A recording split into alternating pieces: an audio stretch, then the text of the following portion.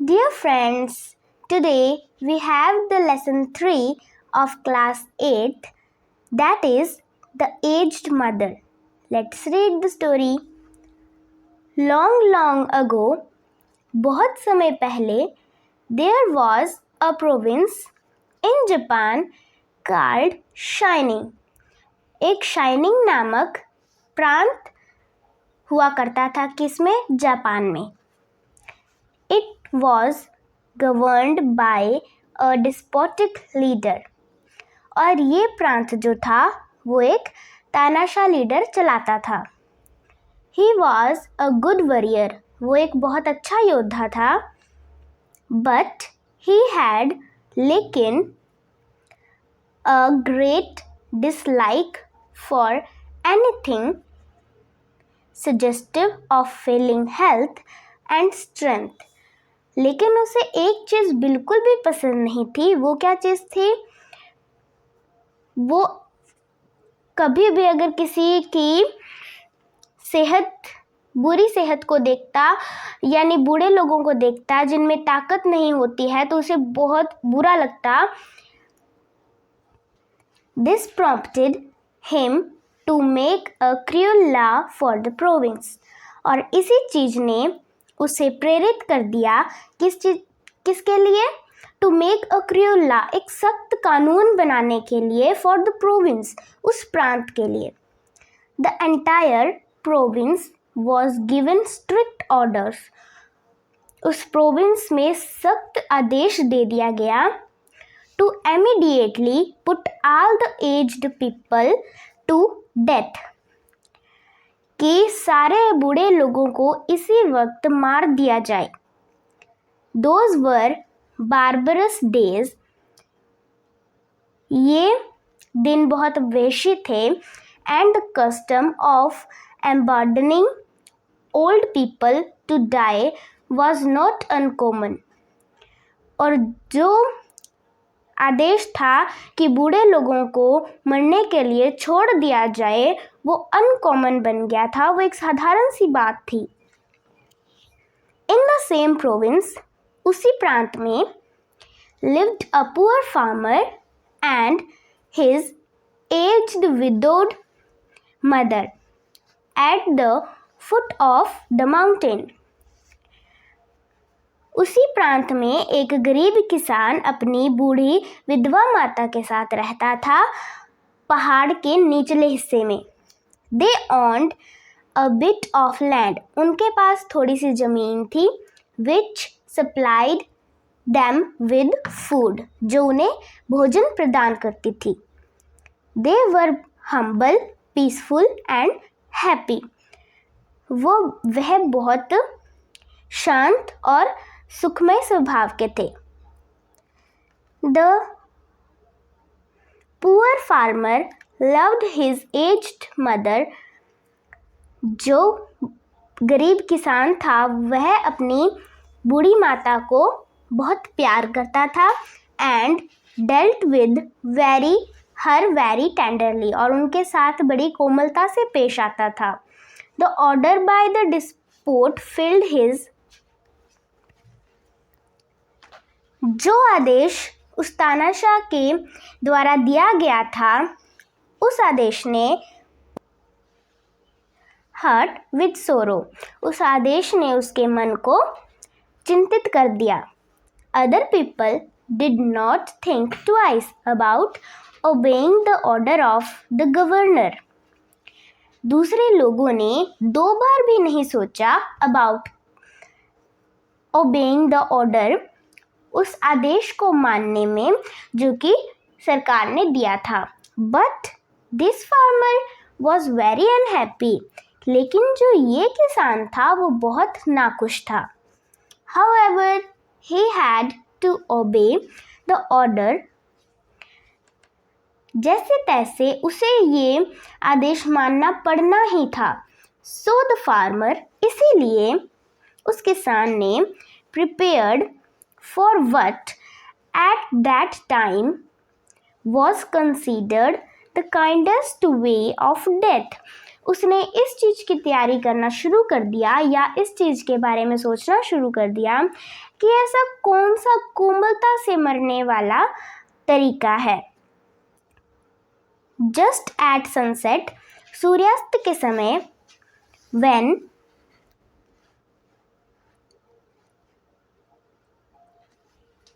his day's work ended, जब उसके दिन का काम खत्म हुआ, he took some unwhitened rice, उसने कुछ कच्चे चावल लिए, which was the main food for the poor, जो कि उनका मुख्य भोजन था, उनका मुख्य खाना था, and cooked it, उसे पकाया, dried it, सुखाया, and tied it, और बांध लिया, in a cloth, एक कपड़े में, which he swung in a bundle around his neck, और उस कपड़े में उन चावलों को बांध के अपने गले के आसपास लटका लिया, बांध लिया, along with a pot filled with cool water, और अपने साथ एक ठंडे पानी से भरा हुआ घड़ा भी ले लिया। Then he lifted his helpless old mother on his back, फिर उसने अपनी बूढ़ी माता को अपने कंधे पे उठा लिया, and started on his painful journey up the mountain, और पहाड़ के ऊपर जो यात्रा है उसने अपनी दर्दनाक यात्रा को शुरू किया। The road was long and steep, जो रास्ता था वो बहुत लंबा और खड़ा था।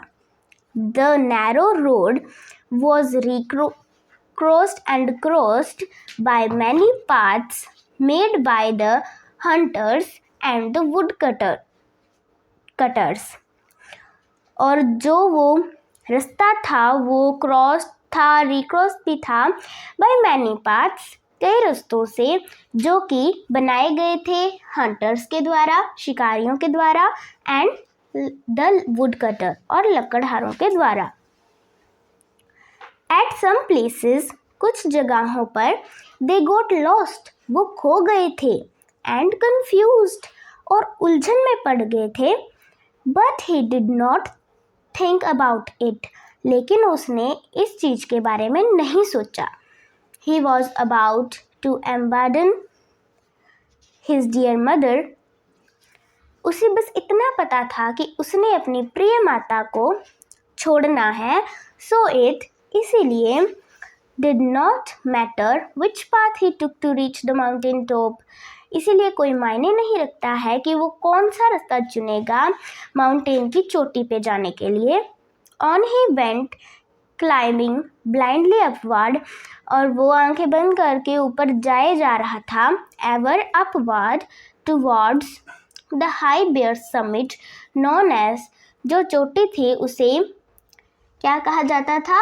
ओबाट्सुआमा, ओबाट्सुआमा कहा जाता था। The mountain where the aged were abandoned, जिस पहाड़ पे बूढ़े लोगों को मरने के लिए छोड़ दिया जाता था। The eyes of the old mother were not so dim that they could not notice the reckless hastening from one path to another. बूढ़ी माता की आंखें इतनी भी कमज़ोर नहीं थी और वो ये नोटिस कर सकती थी कि लापरवाही और जल्दी से वे एक रास्ते से दूसरे रास्ते तक जा रहे थे, and her loving heart grew anxious, और उसका मन चिंतित हो गया।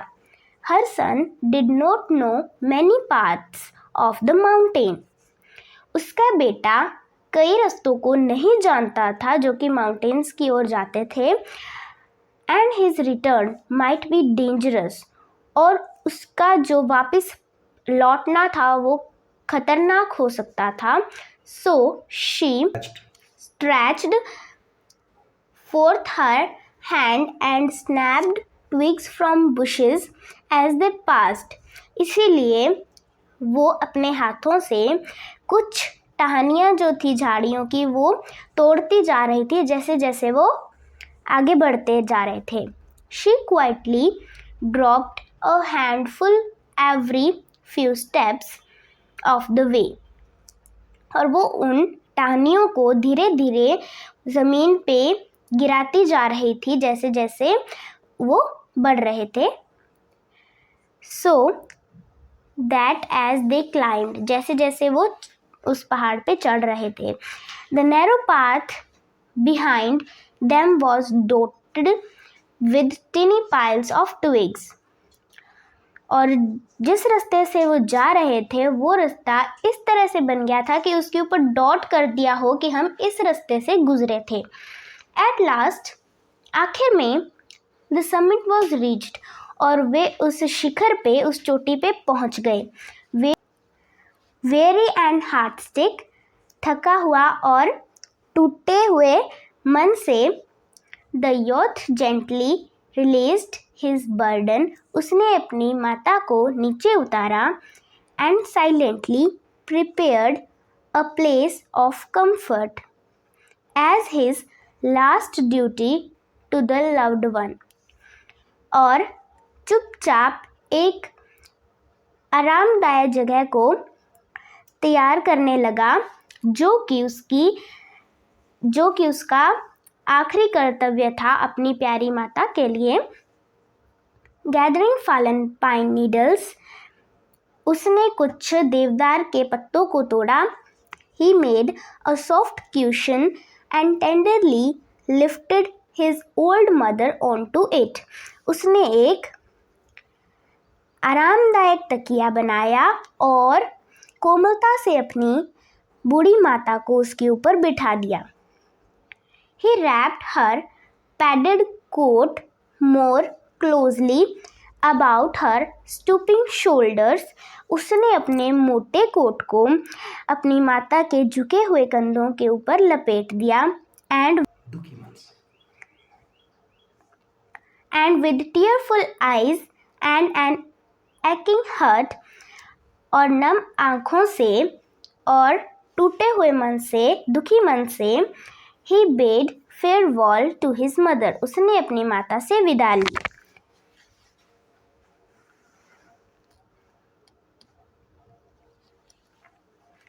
The trembling voice of his mother, कांपती हुई आवाज़ उसकी माता की, was full of unselfish love as she gave her last instruction, जो कि अनसेल्फिश लव से भरी हुई थी। As she gave her last instruction, उसने अपनी आवाज़ इसलिए निकाली ताकि वो अपने बेटे को आखिरी इंस्ट्रक्शन दे सके। Let not thine eyes be blinded, my son, she said. उसने अपने बेटे को कहा कि बंद आंखों से मत चलना। The mountain road is full of dangers. जो पहाड़ के रास्ते हैं वो खतरों से भरे हुए हैं। Look carefully and follow the path where you see piles of twigs. ध्यान से देखो और उस रास्ते के ऊपर चलना जहाँ पे तुम्हें कुछ छोटी छोटी टहनियाँ दिखे। They will guide you to the familiar path farther down. वो टहनियाँ तुम्हें बताएंगी कि किस रास्ते से तुम आए थे, तो आप उसी रास्ते से चले जाना। The son's surprised eyes looked back over the path. उसने आश्चर्यचकित आंखों से वापस मुड़ के देखा उस रास्ते की ओर।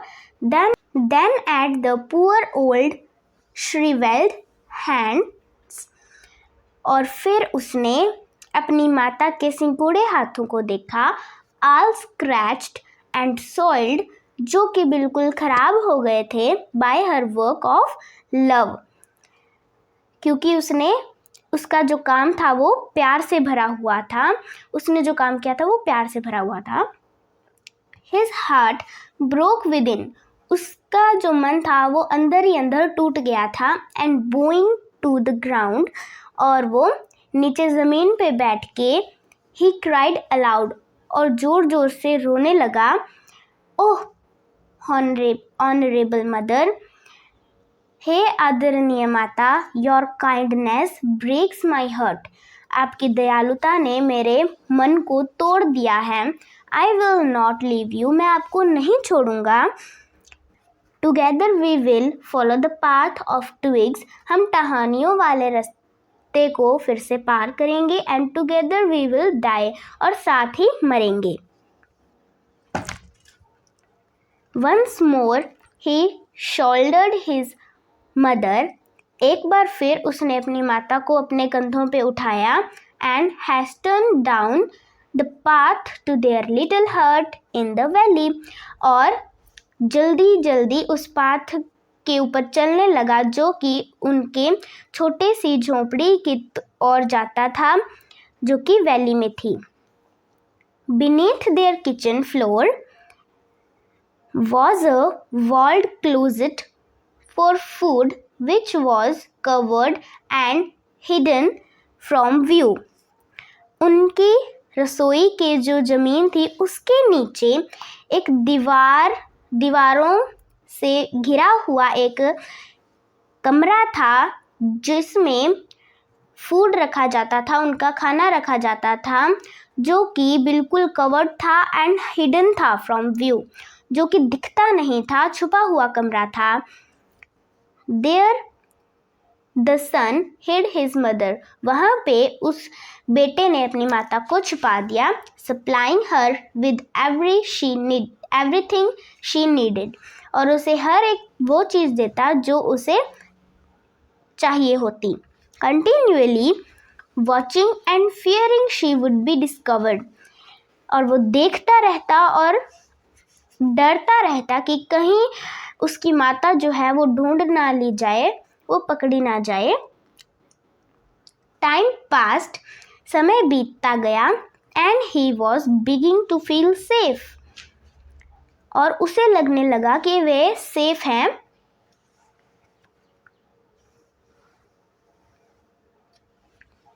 When again the governor sent fourth messenger bearing an unreasonable order, जब जो सरकार थी उसने एक दूत को भेजा, एक अनरीजनेबल, बिना कारण का जो आदेश था उसे भेजने के लिए।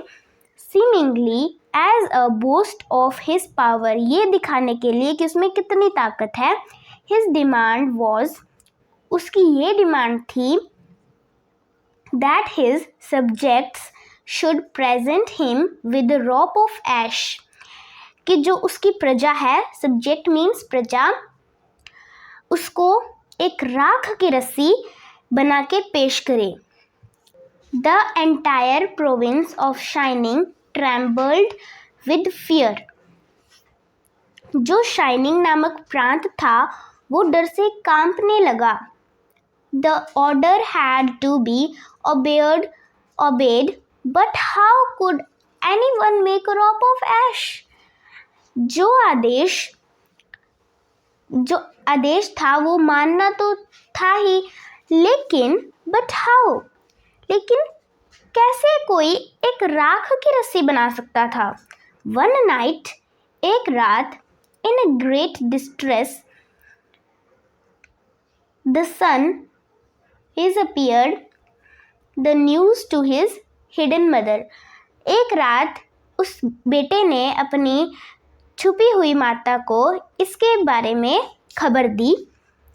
वेट, शी सेड, उसने कहा रुको, इंतज़ार करो। लेट मी थिंक, मुझे सोचने दो। ऑन द सेकेंड डे, अगले दिन, शी टोल्ड हिम, उसने उसे बताया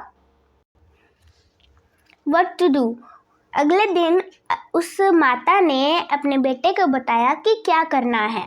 make a rope of twisted straw, एक तिनकों की मुड़ी हुई रस्सी बनाओ, she said, उसने कहा। Then stretch it upon a row of flat stones and burn it on a windless night. और इस रस्सी को पत्थरों के ऊपर रख दो और इसे तभी जलाना है जब रात में हवा ना चल रही हो। He called, उसने बुलाया, the people together and did as she had said, और वैसा ही किया। पहले उसने लोगों को बुलाया और वैसा ही किया जिससे उसकी माता ने उसे कहा था।